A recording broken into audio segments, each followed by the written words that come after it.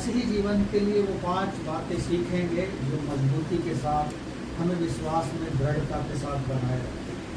वो 5 ऐसे मजबूत पिलर, या यूँ कहें कि जो हमारे जीवन की जो चट्टान जैसी नाव है उसको चलाने वाला, उसको संचालित करने के लिए परमेश्वर हमें 5 बातें सिखाना चाहता है। आइए हम पहला चलेंगे परमेश्वर के वचन को पढ़ना। इंग्लिश में कहते हैं reading the word of God, परमेश्वर के वचन को पढ़ना। आइए विशाल के साथ चलेंगे और पढ़ेंगे इब्रानी की पुस्तक, उसके 4 अध्याय के 12 पद को पढ़ेंगे। क्योंकि परमेश्वर का वचन जीवित और प्रबल और हर एक 2-धारी तलवार से भी बहुत चोखा है। आइए अपनी आंखें बंद करेंगे, प्रार्थना। धन्यवाद हो प्यारे पिता आज के इस दिन के लिए, सुंदर समय के लिए कि आपके पुत्र हमारे उद्धारकर्ता प्रभु यीशु के सामर्थ्य नाम का धन्यवाद करते हैं। सुंदर गवाहियों के लिए धन्यवाद करते हैं प्रभु। हर पल हर क्षण हमारे साथ रहते हैं और हमें संभालते हैं। अपने वायदे को आप पूरा करने वाले परमेश्वर हैं प्रभु। आज के इस दिन को आपके हाथों में सौंपते हुए प्रभु, अब तक आपने आराधना को सुचारू रूप से चलाया, सहायता मदद की है। जो वचन को सीखने जा रहे हैं, मनन करने जा रहे हैं, आपका पवित्र आत्मा हमारी सहायता करे, हमें बुद्धि और ज्ञान दे, हमारी सहायता करे कि इस वचन को सीखें और समझें और अपने जीवनों में लागू कर सकें और इसके द्वारा हम बहुत सफल लाने वाले बन सकें। हर एक के हृदय को इच्छू प्यारे पिता और अपनी पवित्र आत्मा का अभिषेक करके इस वचन को समझे और सीखे और आपको महिमा करें। सब कुछ आपके हाथों में सौंप देते हैं। प्रार्थना को सुन लिया है, धन्यवाद करते हैं यीशु प्रभु के नाम से नाम करते हैं। प्रभु का धन्यवाद हो। सबसे पहला मजबूत जो पिलर है हमारे जीवन का, परमेश्वर के वचन को पढ़ने का। उससे पहले इब्रानी 4:12 को हम समझें। यूहन्ना 1 अध्याय के 1 पद को पढ़ें, क्या कहता है यहाँ परमेश्वर का वचन।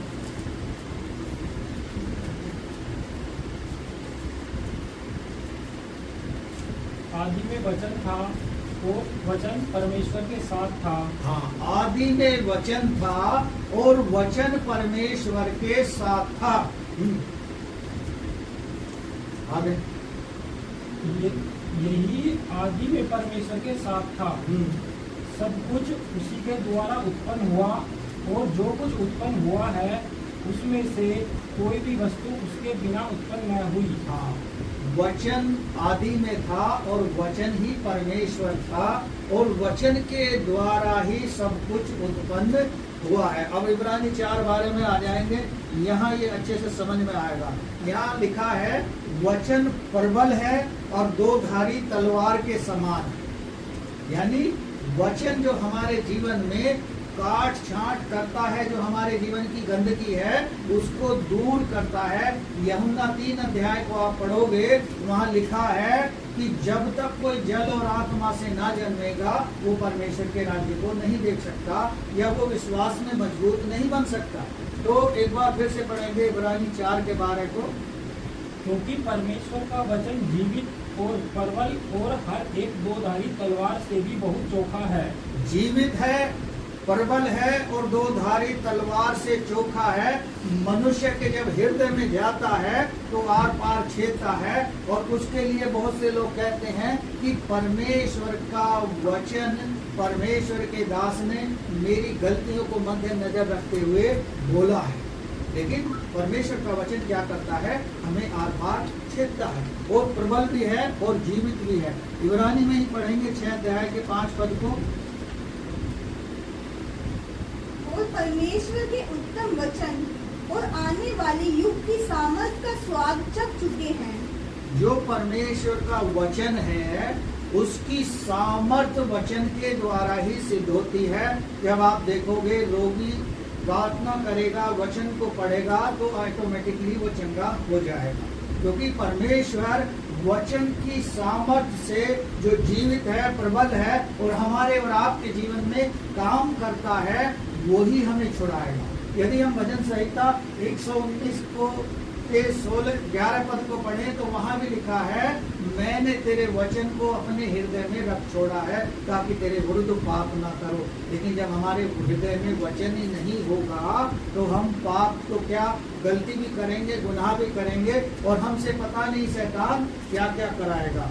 आइए परमेश्वर के वचन में आगे चलेंगे, याकूब की पत्री निकालेंगे और 1 अध्याय विशाल के साथ पढ़ेंगे। 19 पद से धीरे धीरे 19 से लेके 22 तक पढ़ेंगे। यहाँ परमेश्वर का वचन बहुत कुछ कहता है। हे मेरे प्रिय भाइयों, हे मेरे प्रिय भाइयों, यह बात तुम जानते हो, यह बात तुम जानते हो, इसलिए हर एक मनुष्य सुनने के लिए तत्पर और बोलने में धीरा और क्रोध में धीमा हो। हाँ, बोलने में धीरज और तत्पर और धीमा हो, सुनने के लिए तैयार हो। लेकिन आजकल लोग धैर्य नहीं रख पाते हैं, धीरज नहीं रख पाते हैं, इसलिए खराई वाले वचन को सुन नहीं पाते हैं। आगे बढ़ें। क्योंकि मनुष्य का क्रोध परमेश्वर के धर्म का निर्वाह नहीं कर सकता है। हाँ, मनुष्य जो क्रोध करता है वो हमारे जीवन में धर्मी बनाए रखने के लिए सामर्थ्य नहीं है। हाँ, इसलिए सारी मलिनता और बैर भाव की बढ़ती को दूर करके उस वचन को नम्रता से ग्रहण कर लो। हाँ, सारी मलिनता और बैर भाव को भुलाकर जो हमारे हृदय में है, जो हमारे कोने में गंदगी जमी है, उसको भुलाकर परमेश्वर के वचन को अपने जीवन में अधिकाई से बसने दो या उसे ग्रहण कर लो, उसे स्वीकार कर लो। आगे पढ़ें। जो हृदय में बोया गया और जो तुम्हारे प्राणों का उद्धार कर सकता है। जो हमारे हृदय में हमने उद्धार का सुसमाचार सुना है वो हमारा उद्धार कर सकता है, और हमारे हृदय में परमेश्वर का जीवित और प्रबल वचन है, और परमेश्वर का वचन ही हमें छुटकारा देता है, परमेश्वर का वचन ही हमारे अंदर विश्वास उत्पन्न करता है। आगे। परंतु वचन पर चलने वाले बनो और केवल सुनने वाले ही नहीं जो अपने आप को धोखा देते हैं। हाँ, वचन के सुनने वाले नहीं, उस पर चलने वाले बनो। हर संडे, हर ना जाने कितने संडे हमने परमेश्वर के वचन को सुना है, जागरूकता के विषय में सुना है, उद्धार के विषय में सुना है, चंगाई के विषय में सुना है, लेकिन हम सुनकर चले गए हैं और उस वचन को हमने फॉलो नहीं किया। क्यों नहीं किया है? क्योंकि यहाँ से जाने के बाद ना हम प्रार्थना करते हैं, ना वचन को पढ़ते हैं, और जब तक हम प्रार्थना नहीं करेंगे, वचन नहीं पढ़ेंगे, हमारे जीवन में शैतान रूपी जो हमले होते रहेंगे, और शैतान हमको बार बार परेशान और डिस्टर्ब करता रहेगा। आगे बढ़े। क्योंकि जो कोई वचन का सुनने वाला हो, जो कोई वचन का सुनने वाला हो और उस पर चलने वाला न हो, उस पर चलने वाला ना हो, तो वह उस मनुष्य के समान है जो अपना स्वाभाविक मुंह दर्पण में देखता है। हाँ, वह उस मनुष्य के समान है जो अपने दर्पण में, अपने शीशे में अपने चेहरे को देखकर खुश होता है और आनंदित होता है, लेकिन वचन को सुनकर वो उसे कभी मनन नहीं करता। आगे। इसलिए कि वह अपने आप को देखकर चला जाता और तुरंत भूल जाता है कि मैं कैसा था। हाँ, अपने आप को देखकर चला जाता है दर्पण में और भूल जाता है कि मेरा पिछला जीवन कैसा था, मैं पहले किस तरह गुनाहों में जिंदगी जी रहा था, मैं किस तरह पाप में पड़ा था, किस तरह परमेश्वर से दूर था। इसीलिए रोमियो में लिखा है, सबने पाप किया है और परमेश्वर की महिमा से क्या है, अलग हैं, दूर हैं। परमेश्वर की महिमा को हम तभी देख सकते हैं जब हमारे जीवन में परमेश्वर का वचन होगा, उसकी सामर्थ होगी, उसका जीवित और प्रबल वचन हमारे पास होगा। हाँ। पर जो व्यक्ति स्वतंत्रता की सिद्ध व्यवस्था पर ध्यान करता रहता है, जो व्यक्ति स्वतंत्रता की सिद्ध व्यवस्था यानी परमेश्वर के वचन पर ध्यान करता रहता है, वह अपने काम में इसलिए आशीष पाएगा कि सुनकर नहीं पर वैसा ही काम करता है। सुनकर नहीं, वैसा ही काम करता है जैसा परमेश्वर का वचन हमें अगुवाई करता है। परमेश्वर का वचन क्या आपको कभी गलत अगुवाई करेगा? आप प्रार्थना करो। बारिश हुई है सुबह, लेकिन लोग प्रार्थना में बारिश का एक बहाना ले लिए और बारिश में परमेश्वर के भवन में नहीं आए। आप इमेजिन करो कि परमेश्वर का वचन उस समय हमारे जीवन में कैसे काम करेगा। भारी बारिश हो रही है और हम बहुत बड़ी कठिनाई में हैं, बीमारी में हैं या संकट में पड़े हैं, और हम परमेश्वर को क्या ये कह के ना पुकारेंगे कि प्रभु आज तो बारिश हो रही है, आज मैं तुझसे प्रार्थना नहीं कर सकता। परमेश्वर का वचन मत्ती में कहता है, जब यीशु मसीह शब्द के दिन लोगों को चंगा करता था तो सदूकी फरीसी लोग उसको क्या करते थे, आरोप लगाते थे इस बात का कि शब्द के दिन ये लोगों को चंगा करता है, और जबकि व्यवस्था में लिखा था शब्द के दिन कुछ नहीं करना है, यहाँ तक कि अपने काम को भी नहीं करना है। लेकिन ये पुराने नियम की बात है जो मूसा ने व्यवस्था लोगों को दी थी।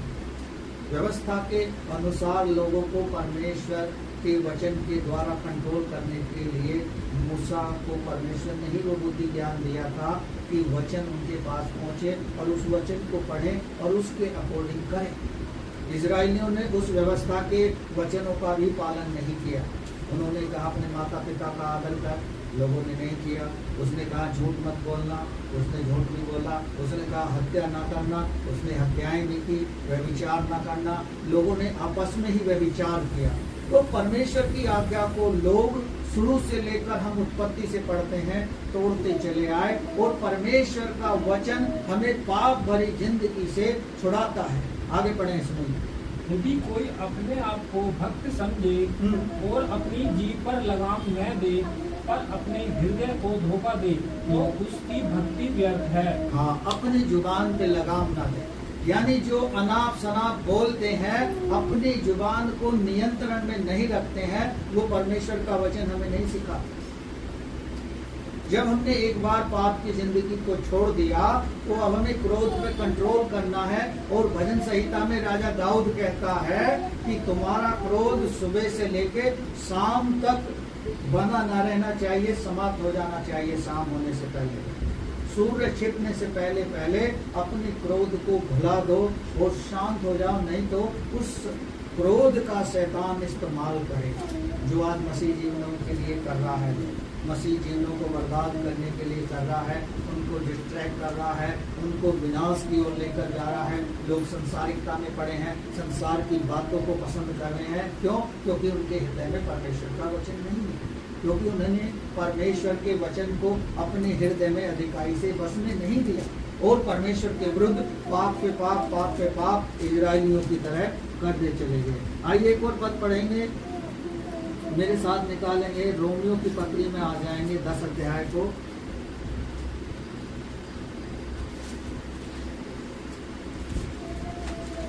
रोमियो की पत्री 10 अध्याय उसके 8 पद को पढ़ें। परंतु वह क्या कहती है, यह कि वचन तेरे निकट है।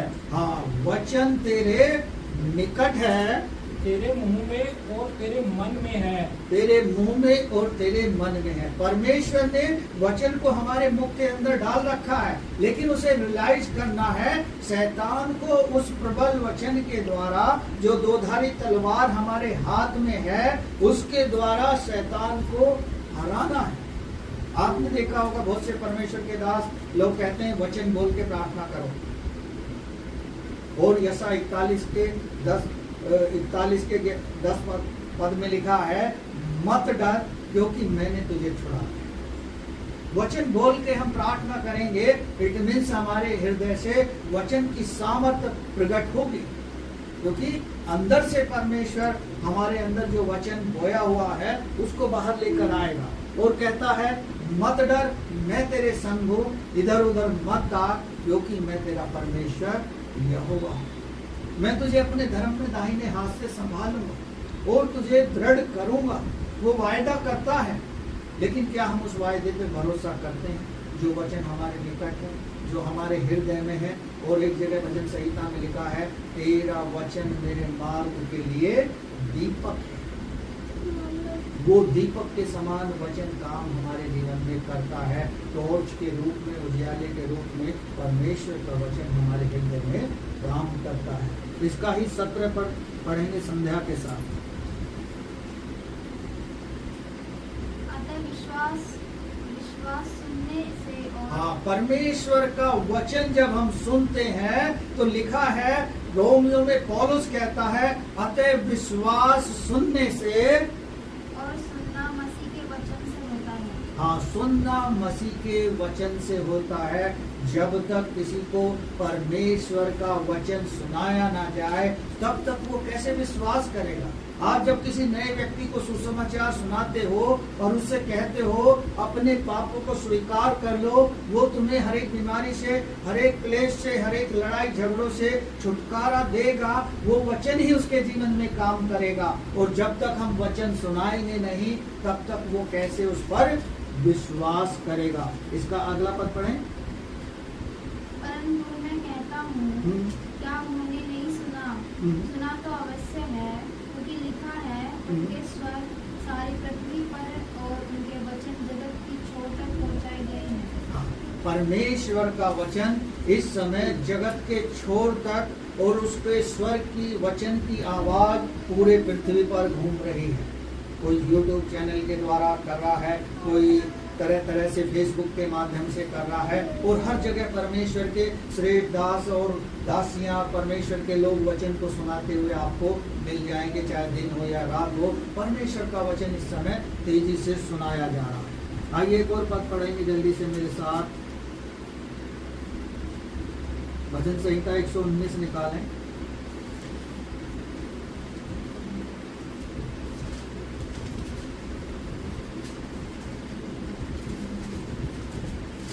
इसमें 50 पद को पढ़ें। मेरे दुख में मुझे शांति उसी से हुई है। उसी से शांति हुई है। उससे किसे? परमेश्वर के वचन से। हाँ, क्योंकि तेरे वचन के द्वारा मैंने जीवन पाया है। तेरे वचन के द्वारा मैंने क्या पाया है? जीवन पाया है। वो बहुमूल्य जीवन जो हमें अनंत जीवन की ओर लेकर जाएगा। ये है परमेश्वर का वचन। जब हम रोज पढ़ेंगे तो हमारे अंदर क्लेश दूर होंगे, लड़ाई झगड़े दूर होंगे और एक रिफ्रेशनेस हमारे अंदर लेकर आएगा। दूसरा विषय है हमारा जो मसीह जीवन को मजबूत बनाता है, वो है प्रार्थना। आइए प्रार्थना के लिए चलेंगे मेरे साथ। निकालेंगे मत्ती 26 अध्याय और उसके 41 पद को भाई विशाल के साथ पढ़ेंगे। क्या कहता है यहाँ परमेश्वर का वचन?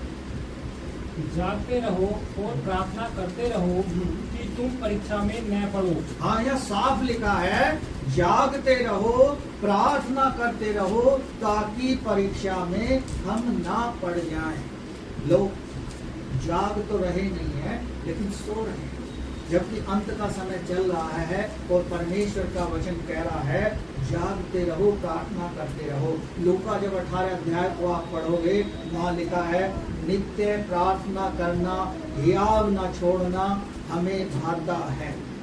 और परमेश्वर को भी वही भाता है। परमेश्वर उस चीज को पसंद करता है जब हम नित्य प्रार्थना करते हैं। नित्य हम सुबह शाम भोजन कर रहे हैं, एक टाइम किसी को भोजन ना मिले तो वो कैसे बेचैन हो जाता है, घर में लड़ाई झगड़ा तोड़ फोड़ कर देगा यदि उसे भोजन ना मिले। उसी प्रकार हमारा आत्मिक भोजन है।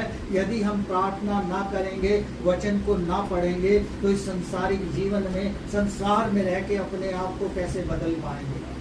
आज देख रहे हैं चर्चों में शैतान घुसा हुआ है, कार्य कर रहा है भरपूरी से, मोबाइल के द्वारा कर रहा है या आपस में क्लेश लड़ाई झगड़े कर रहा है, बैर भाव उत्पन्न कर रहा है। किस लिए कर रहा है? क्योंकि हमारे अंदर धैर्य नहीं है। उस जीवित वचन को हमने अपने हृदय में नहीं रोक छोड़ा है ताकि शैतान इस्तेमाल ना कर सके। इसीलिए राजा दाऊद भी कहता है तुम्हारा क्रोध दिन भर रहे लेकिन शाम होने से पहले पहले समाप्त हो जाए, ताकि शैतान उस क्रोध का इस्तेमाल ना कर सके। आइए आगे बढ़ेंगे। मत्ती में ही 6 अध्याय में आ जाएंगे, उसके 5 और 6 पद को पढ़ेंगे। क्या कहता है यहाँ परमेश्वर का वचन?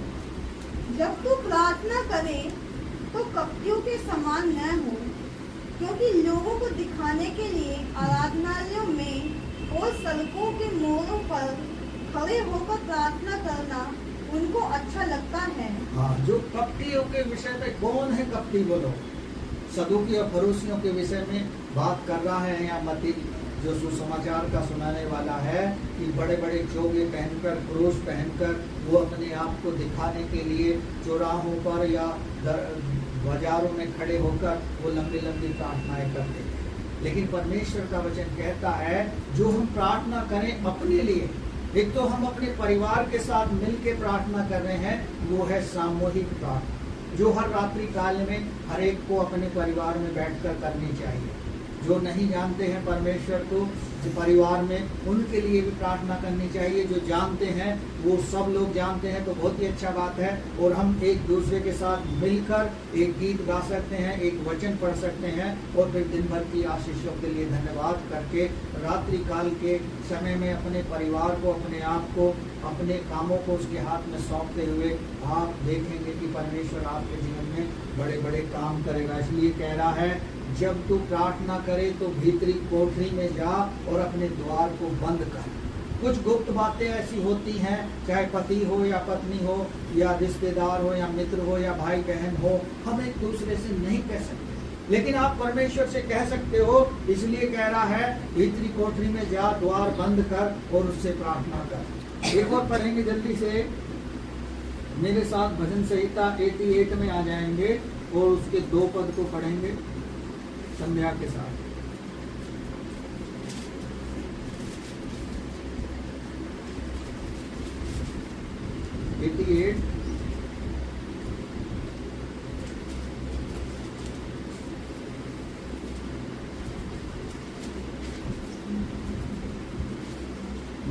मेरी प्रार्थना तुझ तक पहुँचे। मेरी प्रार्थना तुझ तक पहुँचे, ये राजा दाऊद कहता है, परमेश्वर से प्रार्थना कर रहा है। हाँ, मेरी चिल्लाने की ओर कान लगा, क्योंकि मेरा प्राण कलेश से भरा हुआ है और मेरा प्राण अधोलोक के निकट पहुंचा है। हाँ, राजा दाऊद ये प्रार्थना उस समय कर रहा है जिस समय शत्रुओं ने उसे घेर लिया था और अपने ही परिवार के लोगों के क्लेश को वो सह रहा है। इसलिए कह रहा है कि मेरी प्रार्थना को सुन और मेरे चिल्लाने की ओर कान लगा, क्योंकि मेरा प्राण जो है कलेशों से घिर गया है और मैं अपने आप को असहाय महसूस कर रहा हूँ। इसका अगला पद पढ़ें। मैं कब्र में पड़ने वालों में गिना गया हूँ। हाँ, वो कह रहा है कि मैं कब्र में पड़ने वालों के जैसा बन गया हूँ और लोग मेरी गिनती खुशी में गिन रहे हैं। हाँ, मैं बलहीन पुरुष के समान हो गया हूँ। मैं मुर्दों के बीच छोड़ा गया हूँ और जो घात होकर कब्र में पड़े हैं, जिनको तू फिर स्मरण नहीं करता और वे तेरी सहायता रहित है, उनके समान मैं हो गया हूँ। हाँ, उनके समान मैं हो गया हूँ, वो तेरी सहायता से रहित है। जब मनुष्य मर जाता है तब परमेश्वर उनकी कोई सहायता नहीं कर सकता जब तक वो मुर्दों में से जीवना है। आगे ये वापस आ जाएंगे, भजन संहिता 86 में चलेंगे, उसके 3 पद को पढ़ेंगे। विशाल भाई पढ़ो। हे प्रभु मुझ पर अनुग्रह कर, हे प्रभु मुझ पर अनुग्रह कर, क्योंकि मैं तुझी को लगातार पुकारता रहता हूँ। मैं तुझी को लगातार पुकारता रहता हूँ। जब एक राजा होके वो परमेश्वर को लगातार पुकार रहा था, उसके पास किसी चीज की कमी नहीं थी। वो एक राजा था, उसके पास सारी सुख सुविधाएं थी। लेकिन जब हमारे जीवन में वो सारी सुख सुविधाएं आ जाती हैं तो हम परमेश्वर को भुलाकर, उसके वचन को भुलाकर फिर अपने आप में एक अहंकार में आ जाते हैं और वही कारण है कि हम परमेश्वर से दूर होते चले जाते हैं। इसलिए परमेश्वर का वचन क्या कह रहा है, एक बार फिर से पढ़ें। हे प्रभु मुझ पर अनुग्रह कर। हाँ, राजा दाऊद कह रहा है मुझ पर अनुग्रह कर, क्योंकि मैं तुझी को लगातार पुकारता रहता हूँ। हाँ, लगातार यानी कंटिन्यूसली वो परमेश्वर को पुकार रहा है। जैसे भजन संहिता 34 के पहले पद में लिखा है, हे परमेश्वर मैं हर समय तेरा धन्यवाद करूंगा और निरंतर मेरे मुख से उसकी स्तुति होती रहेगी। कोई रुके बिना ही वो निरंतर करना चाहता है हर काम को। और यहाँ भी कह रहा है कि लगातार मैं तुझी को पुकारता रहता हूँ। इसी के 6 पद को भी पढ़ें, क्या कहता परमेश्वर का वचन। हे यहोवा मेरी प्रार्थना की ओर कान लगा हे यहोवा प्रार्थना की ओर कान लगा और मेरे गिड़गिड़ाने को ध्यान से सुन। हाँ, मेरे गिड़गिड़ाने को ध्यान से सुन। क्योंकि राजा दाऊद एक ऐसा महसूस कर रहा है और शत्रुओं से और अपने घर के क्लेशों से दुखी है, इसलिए वो प्रार्थना कर रहा है कि मेरी प्रार्थना की ओर कान लगा और मैं इस समय निस्सहाय और निर्बल जैसा हो गया हूँ। इसका 7 पद भी पढ़ें। संकट के दिन मैं तुझको पुकारूंगा क्योंकि तू मेरी सुन लेगा। हाँ, संकट के दिन मैं तुझको पुकारूंगा और तू मेरी सुन लेगा। यहाँ परमेश्वर का वचन हमें बहुत अच्छे से उत्साहित कर रहा है। एक राजा ऐसी प्रार्थना कर रहा है तो फिर हम और आप ऐसी प्रार्थना क्यों नहीं कर सकते? हमारी भी प्रार्थना मजबूती के साथ हमारे मसीही जीवन को दृढ़ता के साथ आगे लेके बढ़ी जाएगी जब हम परमेश्वर के वचन को पढ़ेंगे, प्रार्थना करेंगे लगातार। और क्या करेंगे? तीसरे पद की ओर चलेंगे हम। मेरे साथ निकाल भजन संहिता 100 और 1 और 2 पद को। ये है तीसरा वर्शिप, जो हमारे आत्मिक जीवन के लिए वर्शिप बहुत जरूरी है, जो मसीही जीवन के लिए भी जरूरी है। आइए वर्शिप के बारे में देखेंगे। भजन संहिता 100 उसका 1 और 2 पद पढ़ेंगे। हे सारी पृथ्वी के लोगों, हे सारी पृथ्वी के लोगों, यहोवा का जय जयकार करो। हाँ, यहोवा यानी परमेश्वर की जय जयकार करो। जब हम वर्शिप में आते हैं उसको धन्यवाद देने के लिए, उसकी जय जयकार करने के लिए, और जो उसने हमें बीते दिनों में संभाला है, आशीषें दी हैं, हम उसका धन्यवाद करने के लिए उसके पास आए हैं। इसका दूसरा भी पढ़ें। आनंद से यहोवा की आराधना करो। हाँ, आनंद से यहोवा की आराधना करो। उस समय वर्शिप के बीच में जब हम आ जाएं, खड़े हों या बैठे हों, आनंद से उसकी जय जयकार करें। ऐसा ना हो हमारे मन में क्लेश हो, लड़ाई हो, झगड़े हो, या संसार की चिंताएं हो, या बीमारी के बारे में हम सोच रहे हो, क्योंकि शैतान इस तरह से भी हमारे जीवन को डिस्ट्रैक्ट करता है, मसीही जीवन से दूर लेकर जाता है। आइए को पढ़ेंगे भजन संहिता 98 के 4 पद को पढ़ें। इसी में इसके आसपास है। हे सारी पृथ्वी के लोगों, हे सारी पृथ्वी के लोगों, यहोवा का जय जयकार करो। हाँ, यहोवा का जय जयकार करो। सारी पृथ्वी के लोगों के लिए बोल रहा है, लेकिन चुने हुए लोग ही परमेश्वर की जय जयकार कर रहे हैं। क्रिसमस और बड़ा दिन तो सब लोग मना लेते हैं, सब लोग जय जयकार करते हैं, लेकिन वो भी हृदय से नहीं करते हैं। आइए 97 का भी 1 और 2 पद पढ़ेंगे। क्या कहता है? यहोवा राजा हुआ है, पृथ्वी मगन हो और दीप जो भूतेरे हैं वह भी आनंद करें। हाँ, वह भी आनंद करें। यहोवा परमेश्वर राजा है, हम उसके सम्मुख बैठे हैं, हम उसकी जय जयकार करें। इसके 12 पद को पढ़ें। हे धर्मियों, यहोवा के कारण आनंदित हो। हाँ, यहोवा के कारण आनंदित हो। जब हम आते हैं सब मिलकर उसकी आराधना करते हैं, उसकी वर्शिप करते हैं, तब परमेश्वर का आत्मा हमारे और आपके मध्य में उतरता है। आइए मरकुस में चलेंगे, 7 अध्याय भाई विशाल के साथ पढ़ेंगे और 7 और 8 पद को पढ़ेंगे। मरकुस 7 और 8। और ये व्यर्थ मेरी उपासना करते हैं। और ये व्यर्थ मेरी उपासना करते हैं। ये किन लोगों के लिए कह रहा है? जो लोग परमेश्वर का नाम अपने होठों से लेते हैं, लेकिन दिल से और मन से उसे दूर रखते हैं। कभी उसे अपने जीवन में समय के अनुसार बुलाते हैं, कठिनाई आ गई, बीमारी आ गई, दुख आ गया, हमने उसे पुकार लिया, उसने हमें छुड़ा दिया। वो ऐसे लोगों के विषय में कह रहा, ये व्यर्थ मेरी उपासना करते हैं, क्योंकि मनुष्यों की आज्ञाओं को धर्मोपदेश करके सिखाते हैं। मनुष्यों की आज्ञाओं को धर्म उपदेश जैसा करके लोग सिखा रहे हैं। आजकल धर्मी जो है भटक गए हैं, परमेश्वर के मार्ग से भटक गए हैं। कारण ये है कि हम वचन को नहीं पढ़ रहे, हमारे हृदय में वचन नहीं है, हम अपनी पर्सनल प्रार्थना में कमजोर हैं और हम उसकी वर्शिप में अधूरे हैं। हाँ, आगे। क्योंकि तुम परमेश्वर की आज्ञा को टालकर मनुष्यों की रीतियों को मानते हो। हाँ, मनुष्यों की आज्ञा, परमेश्वर की आज्ञा को हम टाल कर मनुष्य की आज्ञा का पालन करते हैं। कैसे करते हैं? एक छोटा सा उदाहरण, मान लिया बारिश हो रही है, तो घर के लोग जो विश्वास नहीं करते हैं आपसे कहेंगे अरे आज जाना जरूरी है, आज मत जा, आज बारिश हो रही है, अगले संडे चलेगा। लेकिन जो समझा रहे हैं, जो मनुष्य है, जो आज्ञा आपको दे रहा है, वो नहीं जानता उसका आनंद, वो नहीं जानता उसका उद्धार, वो उसके हृदय में वो वचन नहीं है, वो उस वर्षिप में कभी बैठा नहीं है, इसलिए वो उस जॉय को, उस आनंद को, उस रहस्य को कभी नहीं समझता। इसलिए यहाँ कह रहा है तुम परमेश्वर की आज्ञा को टाल कर मनुष्य की आज्ञा का पालन करने लगे।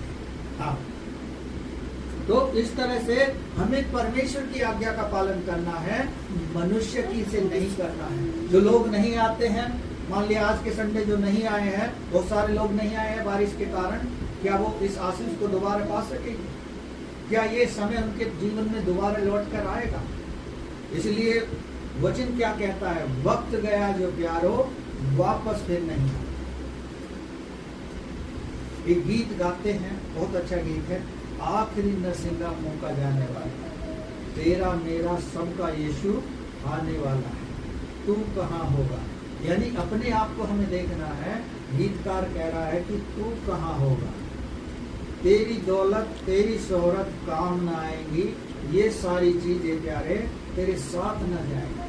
आज जिनके लिए परमेश्वर से दूर हो रहा है, व्यक्ति दौलत के पीछे पड़ा है, शांति को खोज नहीं रहा, असंख्य रूप से अपने आप को फलवंत समझ रहा है, वो क्या है उसे नहीं पता कि वो कहाँ होगा। आखिरी नरसिंह फूंकने का शब्द होने वाला है। तो हम परमेश्वर को महिमा दें, परमेश्वर की वर्शिप को समझें। आइए एक और पढ़ेंगे, प्रेरितों के काम में आ जाएंगे, 13 अध्याय के 2 पद को पढ़ें। जब वे उपवास सहित प्रभु की उपासना कर रहे थे, जब वे उपवास सहित लोग उपासना कर रहे थे, तो पवित्र आत्मा ने कहा, मेरे निमित्त बरनबास और शाऊल को उस काम के लिए अलग करो जिसके लिए मैंने उन्हें बुलाया है। हाँ, जिसके लिए मैंने बुलाया है। जब हम वर्शिप करेंगे, प्रार्थना करेंगे, परमेश्वर का वचन हमारे हृदय में होगा, तब परमेश्वर आपको बताएगा, प्रकट करेगा कि मेरे लिए किसको दूर करना है, किसके द्वारा मैं काम करने वाला हूँ। इसलिए हमें वर्शिप को अपने हृदय में बसने देना है, उसको परमेश्वर को धन्यवाद का स्तुति रूपी बलिदान करने का वो समय होता है कि जब हम वर्शिप में खड़े होकर अपने जीवन के उन बहुमूल्य क्षणों को जो हमने बिताए हैं और जो परमेश्वर ने हमारे जीवन में काम किए हैं, उनके द्वारा हम उसकी प्रशंसा करते हैं। भजन संहिता 103 में लिखा है, हे मेरे मन यहोवा को धन्य कह, उसके किसी किए हुए उपकार को ना भूलना। लोग उपकारों को ऐसे भुला देते हैं। मैं ऐसी बहन की गवाही आपको बता सकता हूँ जो एक दिन दरवाजे पे पड़ी हुई दुष्ट आत्मा से तड़प रही थी। रात को 12 बजे मेरे पास कॉल आई थी, पास्टर जी ऐसा हो गया है मेरी बेटी के साथ। जब मैं वहां पहुंचा, शैतान कंट्रोल से बाहर, ऐसे वो बाल खींच रही थी, ऐसे चीख रही थी, अपने बाप को अब शब्दों से चिल्ला चिल्ला कर बोल रही थी, तू दूर हो जा, तू दूर हो जा। जब मैंने उसे देखा और उसका नाम पुकारा, मैंने कि यीशु के नाम में बता कौन है, नहीं बोली, शांत। कुछ समय पहले जो दुष्ट आत्मा इतनी जोर जोर से चिल्ला रही थी, वो यीशु का नाम सुनकर शांत हो गई।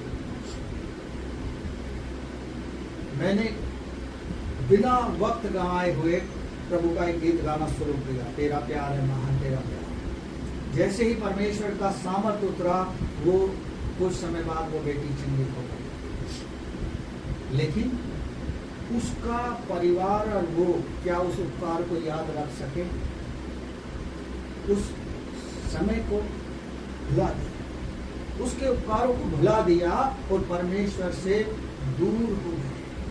आज वो धन के लालच में पड़े, धन के पीछे भाग रहे, ना वचन पढ़ते हैं, ना प्रार्थना करते हैं, ना प्रार्थना में आते हैं और ना संगत संगति में कभी उनके लिए एक फैशन बन गया।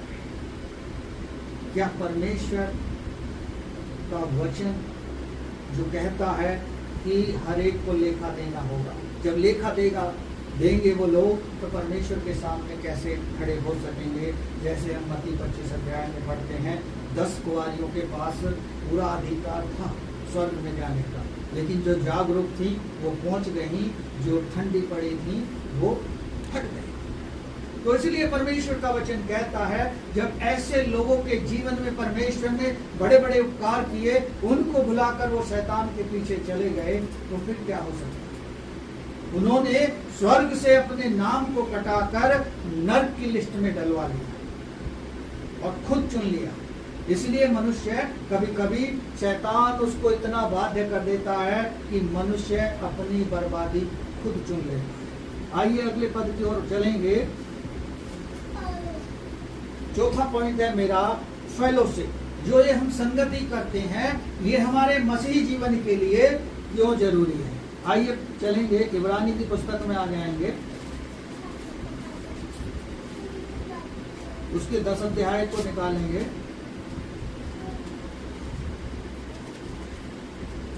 पढ़ो विशाल भाई, 10 अध्याय के 24, 25 और 26। और प्रेम और भले कामों में उकसाने के लिए एक दूसरे की चिंता किया करें। हाँ, एक दूसरे की चिंता किया करें। जब हम यहाँ संगति करते हैं, इकट्ठे होते हैं, तो एक गवाही हम सुनते हैं और एक दूसरे की चिंता को हम देखते हैं और उसके प्रेम को भी देखते हैं जो वो गवाही देता है कि मैं वहां जा रहा था, मैं परेशानी में था, लेकिन परमेश्वर ने मुझे छुड़ा लिया। वो परमेश्वर का प्रेम है। हाँ, आगे पढ़ें। और एक दूसरे के साथ इकट्ठा होना न छोड़ें। एक दूसरे के साथ इकट्ठा होना ना छोड़ें, जैसे कि कितनों की रीति है, कितनों की रीति है, पर एक दूसरे को समझाते रहें। एक दूसरे को समझाते रहें। यही काम है कि पासवान जो है एक बार नहीं हजारों बार लोगों को समझाते हैं, भाई प्रार्थना में क्यों नहीं आ रहे, क्या परेशानी हो रही है, क्या कठिनाई हो रही है, क्योंकि वो उनका उत्साह बढ़ा देना चाहते हैं। वो उसकी उस कमजोरी को जानना चाहते हैं जो शैतान उसको कमजोर कर रहा है, जहां उस पर वार कर रहा है, जहां उसे डिस्ट्रैक्ट कर रहा है। उस मार्ग को सुधारने के लिए ही तो परमेश्वर ने चरवाहों को रखा है, पासवानों को रखा है, पास्टरों को रखा है, ताकि उसको सही मार्गदर्शन कर सकें। हाँ, एक बार फिर से पढ़े तो और अच्छे से समझ सकेंगे। और एक दूसरे के साथ इकट्ठा होना न छोड़ें। एक दूसरे के साथ इकट्ठा ना होना छोड़ें, क्योंकि हम जब मिलकर सब इकट्ठा होकर परमेश्वर की महिमा कर रहे हैं जो परमेश्वर को भाता है। हाँ, जैसे कि कितनों की रीति है, पर एक दूसरों के समझाते रहें। एक दूसरे को समझाते रहें कि भाई परेशान मत हो, चिंता मत करो, प्रार्थना के द्वारा सब कुछ हो सकता है। याकूब की पत्री में लिखा है कि धर्मी जन की प्रार्थना के प्रभाव से बहुत कुछ हो सकता है। रोगी बच जाता है, बीमार चंगे हो जाते हैं, निर्बल बल पाकर खड़े हो जाते हैं। आगे बढ़े। और जो जो उस दिन के निकट आते देखो। हाँ, जैसे परमेश्वर अब आने वाला है, जगह जगह भविष्यवाणियां हो रही हैं और जगह जगह संसार में वही चीजें हो रही हैं जो इन दिनों होने वाला है। और परमेश्वर का पुत्र यीशु मसीह अपने लोगों के लिए आने वाला है, इसलिए कह रहा जो जो वो दिन आते देखो। हाँ, त्यों त्यों और भी अधिक यह किया करो। यह अधिक किया करो, प्रार्थना वचन संगति ज्यादा से ज्यादा किया करो। हाँ, आगे। क्योंकि सच्चाई की पहचान प्राप्त करने के बाद यदि हम जानबूझकर पाप करते रहे तो पापों के लिए फिर कोई बलिदान बाकी नहीं। हाँ, जानबूझकर हमें पता होते हुए भी हम ऐसी गलती, ऐसा गुनाह, ऐसा अपराध करता रहें तो फिर हमारे लिए कोई बलिदान ऐसा नहीं है जो हमारे पाप क्षमा कर सके। कोई बलिदान हमारे लिए यीशु मसीह को बार बार क्रूस पर चढ़ा रहे हैं। हमने एक बार गलती कर दी, 2 बार कर दी, 3 बार कर दी, बार बार हम परमेश्वर के सम्मुख गलती करते जा रहे हैं, तो फिर हमारे पास कोई ऐसा अवसर नहीं है, कोई ऐसा बलिदान नहीं है जो हमें वापस लेकर आ सके हमारे पुराने जीवन, मसीही जीवन, जो हमारा आनंद का जीवन है। एक गीत हम गाते हैं ना, मसीही जिंदगी आनंद की जिंदगी है जिसका दाता यीशु मसीह। हम सभी का एक ही परमेश्वर है, एक ही वचन है, एक ही सामर्थ है, प्रबल वचन है, दोधारी तलवार के समान है। इसलिए क्या कहता है इफिसियों में पौलुस, आत्मा की तलवार और वचन का तोप पहनकर हम परमेश्वर में बढ़ते जाएं। उद्धार का टोप पहनो और वचन की जो तलवार है हमारे पास होनी चाहिए, ताकि हम शैतान का सामना कर सकें, शैतान पर वार कर सकें। इस वचन के द्वारा ही शैतान हारता है, इस वचन के द्वारा ही शैतान हार जाता है। मुझे याद है, बहुत समय की बात है कि जब हम तुगलकाबाद में एक रोगी के लिए प्रार्थना करने गए थे। आपको एक बड़ी पहचान में बताता हूं, यदि आप किसी के सामने कभी ऐसा आपको समय मिले और किसी रोगी के पास आप हैं, तो यदि आपके पास परमेश्वर का वचन है तो उसे पढ़ने को दो, उससे डरो मत। जब हम उस रोगी के लिए गए, उसकी कहानी सुने, ये आप तो बहुत भयानक थी। उसके घर पे दरवाजे कोई ऐसे सही सलामत नहीं थे, सब उसने तोड़ रखे थे। खिड़की हो, दरवाजा हो, पूरे सब तोड़ रखे, लोहे का गेट तक तोड़ रखा। एक और प्रभु के दास मेरे साथ थे, मैंने उसको वचन दिया, उसने एक ही शब्द बोला मुझसे, क्या तुम मुझे यहाँ से निकालने आए? तो फिर शैतान वचन को हाथ में लेते ही समझ गया कि ये तलवार है जो आज तुझे काट देगी। जब मैंने उसे वचन को पढ़ने के लिए दिया और वो धीरे धीरे पढ़ता गया, तो शैतान उसके अंदर पावर से दिखने लगा उसके चेहरे से। और जो मेरे साथ थे वो थोड़ा घबराने लगे। मैंने कि डरो मत, परमेश्वर साहब है। मैंने कि और पढ़ो और पढ़ो। लास्ट में कहने लगा, इस बहुत चालाकी से काम कर रहा है, तो मुझे निकालने पर आया, मुझे कोई नहीं निकाल सकता। मैंने कि मैं निकालने वाला कौन? परमेश्वर का वचन और प्रभु यीशु मसीह की दी हुई सामर्थ से तो निकले। और उस वचन के द्वारा वो रोगी चंगा हो गया। Hallelujah, hallelujah. ये वचन की सामर्थ थी, ये मेरी सामर्थ नहीं थी। परमेश्वर का वचन जो हमने पढ़ा इब्रानी की पत्री में, वो तलवार है, दोधारी तलवार है, दोधारी और जीवित है, सामर्थी है, यही काम करता है। आइए एक और पढ़ेंगे जल्दी से, लास्ट में दूसरा इतिहास निकालेंगे, 20 अध्याय,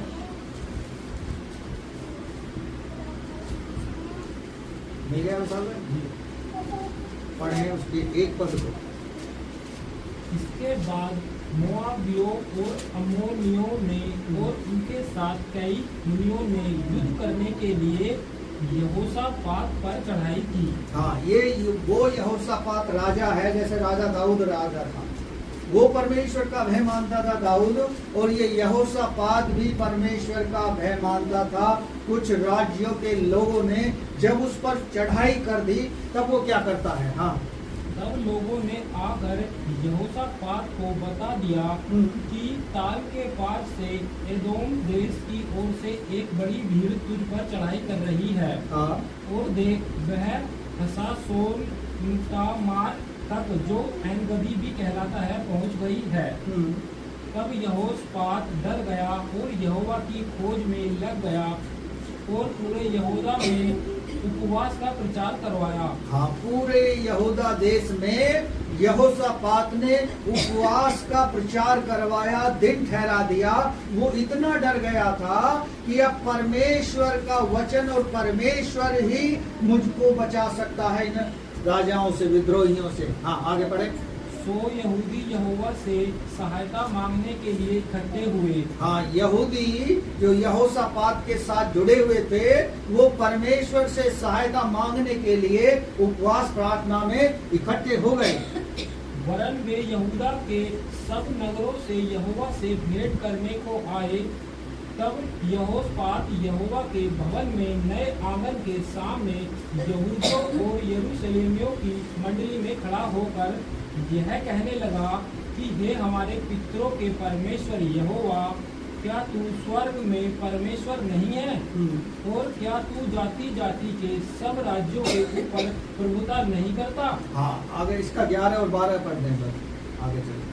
देख, वे ही लोग तेरे दिए हुए अधिकार के इस देश में से जिसका अधिकार तूने हमें दिया है, हमको निकाल कर कैसा बदला हमें दे रहे हैं। हाँ, जो राजा को अधिकार दिया था, दूसरे राज्य के लोग उससे छीन लेना चाहते थे, इसलिए यहोशापात सबको इकट्ठा कर कर उपवास का दिन ठहरा कर परमेश्वर से सहायता मांग रहा है। जब राजा होके यहोशापात परमेश्वर से सहायता मांगता है, जब हम पे और आप पे विपत्ति आती है तो हम किससे सहायता मांगते हैं? फिर हम मनुष्यों की ओर देखते हैं, संसार के लोगों की ओर देख सकते हैं कि हमारी सहायता कौन कर सकता है। क्या हम एक राजा की तरह नहीं सोच सकते जैसे इस राजा ने सोचा? इसने यहूदियों को इकट्ठा करके लोगों को और क्या कहें उपवास करके बैठ गया, इतना डर के मारे भयभीत हो गया था, उनसे बचने के लिए परमेश्वर से सहायता मांगने लगा। क्या आप और हम परमेश्वर से सहायता मांगते हैं?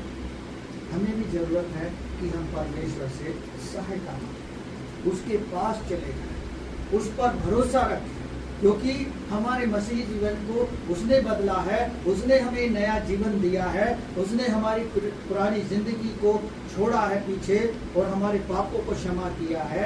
वही हमारे जीवन में बदलाव ला सकता है। लूका रचित सुसमाचार जब आप कभी पढ़ोगे उसमें साफ लिखा है, कभी कभी परमेश्वर हमारे जीवन में दुख लेकर आता है ताकि हम उसके निकट आ जाए, वो हमें नाश होने से बचाना चाहिए। इसलिए हमें इकट्ठा होना, संगति में अपने दुखों को परमेश्वर के सम्मुख लेकर जाना बहुत ही महत्वपूर्ण है, ताकि हमारा मसीह जीवन मजबूत हो जाए। इसका अगला भाग अगले संडे पे प्रीच करेंगे। परमेश्वर का धन्यवाद हो।